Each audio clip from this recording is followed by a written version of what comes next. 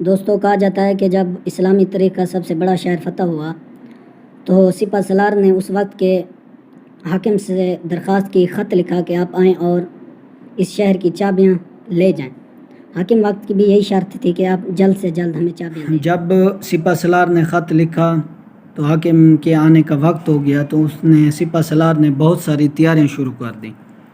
اس نے بہت سارے کھانے بنوائے، لوگوں کو ان کے استقبال کے لیے ٹھہرا دیا۔ لوگ بھی خواہش مند تھے کہ ہم اس حاکم کو دیکھیں کہ جو اس شہر کا نیا حاکم بنے گا وہ کون ہے۔ جب لوگ سب جمع ہو گئے تو انہوں نے دور سے دیکھا کہ بہت گرد و غبار اڑ رہی ہے، کہ ایک غلام اور اس کا آقا ایک اونٹنی پہ سوار ہو کر آ رہے ہیں۔ جو آقا ہے وہ اونٹنی کے اوپر بیٹھا ہوا ہے، جو غلام ہے وہ نیچے چل رہا ہے۔ جب یہ منظر دیکھا گیا تو لوگوں نے کہا کہ یہ کیسا آقا ہے جس کا نہ رنگ ہے نہ روپ ہے، اس سے تو خوبصورت اس کا غلام ہے۔ جب لوگوں نے یہ بات کرنا شروع کی تو ادھر ایک سپہ سالار جو ٹھہرے تھے انہوں نے تو پہچان لیا تھا ان کو۔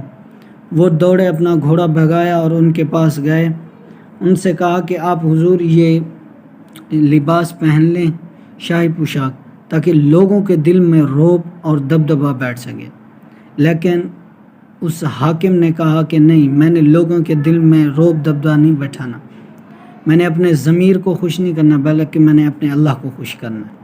یہ بات کہہ کر وہ چپ ہو گئے۔ جب قریب آئے لوگوں نے ان کا استقبال کیا، ان سے پوچھا کہ کون سے اصل میں آقا کون سے؟ انہوں نے فرمایا کہ اصل میں آقا وہ ہے جو اونٹ کے آگے آگے چڑھ رہا تھا، جو اوپر بیٹھا تھا وہ غلام تھا۔ اصل میں یہ کون تھے؟ یہ کون لوگ تھے؟ جو نیچے چڑھ رہے تھے، پیدل چڑھ رہے تھے، وہ حضرت عمر پاک تھے۔ جو اوپر بیٹھے ہوئے تھے وہ ایک غلام تھے۔ آپ نے یہ بتا دیا کہ غلام کو عزت دینی چاہیے۔ حضرت عمر پاک سے جب پوچھا گیا کہ حضور آپ اوپر کیوں نہیں بیٹھے، غلام نیچے کیوں نہیں اترا؟ حضرت عمر پاک نے فرمایا ہم جب روانہ ہوئے تھے مدینے سے تو ہم نے یہ طے کیا کہ سفر بہت طویل ہے، ایسے کرتے ہیں کہ ایک اوپر بیٹھے گا ایک نیچے چلے گا۔ جب دونوں میں یہ طے ہو گیا تو جب بیت المقدس میں داخل ہونے کی باری آئی تو اونٹ پہ بیٹھنے کی باری جو تھی وہ غلام کی تھی، آقا کی نیچے پیدل چلنے کی تھی۔ تو غلام نے عرض کی آقا آپ اوپر بیٹھ جائے، کوئی مسئلہ نہیں ہے، میں نیچے پیدل۔ لیکن حضرت عمر پاک نے فرمایا میں نے یہ گوارہ نہیں کہا، میں نے یہ گوارہ نہیں کیا کہ غلام نیچے اس کی باری ہو وہ نیچے، نہیں، میں نے اس کو اوپر بٹھایا اور خود پیدل چلا۔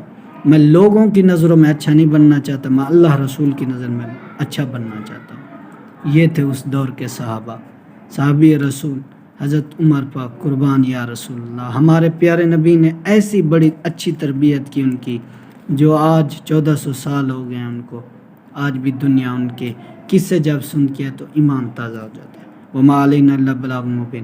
دوستو اگر ویڈیو اچھی لگی ہو تو لائک بھی کر دیں اور چینل کو سبسکرائب کر دیں۔ السلام علیکم ورحمۃ اللہ وبرکاتہ۔